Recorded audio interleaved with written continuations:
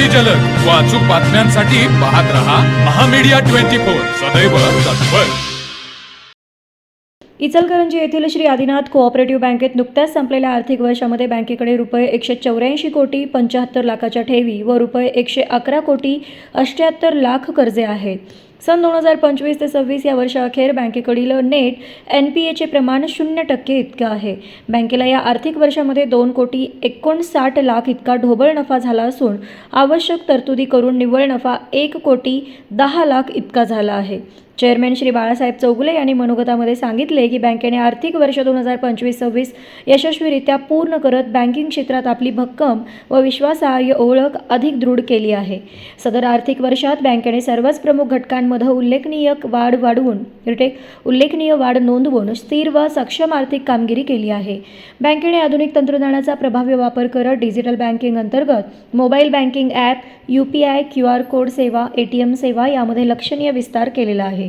ग्राहकांच्या गरजेनुसार विविध आकर्षक कर्ज योजना व शासकीय अनुदानित योजना राबवून लघु व मध्यम उद्योग, व्यापारी वर्ग, शेतकरी आणि सर्वसामान्य नागरिकांना आर्थिक बळ देण्यात बँकेने महत्त्वपूर्ण भूमिका बजावली आहे। बँकेने ग्राहकांचा विश्वास जपताना पारदर्शक, जलद सेवा आणि सुरक्षित व्यवहार यावर विशेष भर दिला आहे।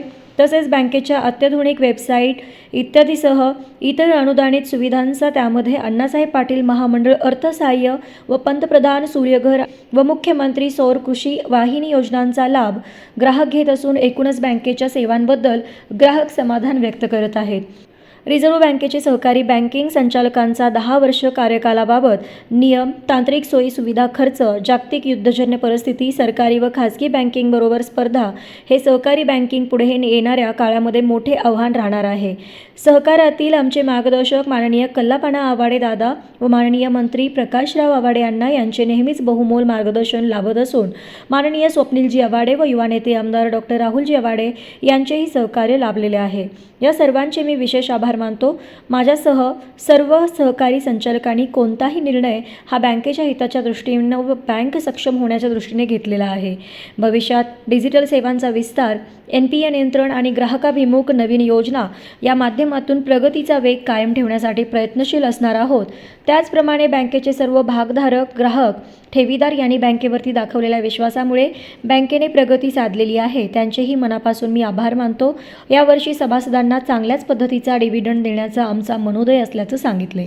यावेळी बँकेचे व्हाईस चेअरमॅन श्री चंद्रकांत पा मगदूम, व्यवस्थापन मंडळाचे अध्यक्ष राजू मगदूम तसेच ज्येष्ठ संचालक कुंतीलालजी पाटणी, सुभाष काडाप्पा, अभयकुमार मगदूम, मधुकर मणेरे, श्रेणिक मगदूम, सुदर्शन खोत, अनिल बमनवार, संपत कांबळे, गुरुनाथ हेरवाडे, सुकुमार पोते, CA सुजित हेरवाडे तसेच संचालिका सौ मंगल देवमोरे, सौ अनिता चौगुले, त्याचबरोबर BOM सदस्य CA उमेश कोळी, अनिल कुडचे व CEO जयकुमार उपाध्याय उपस्थित होते।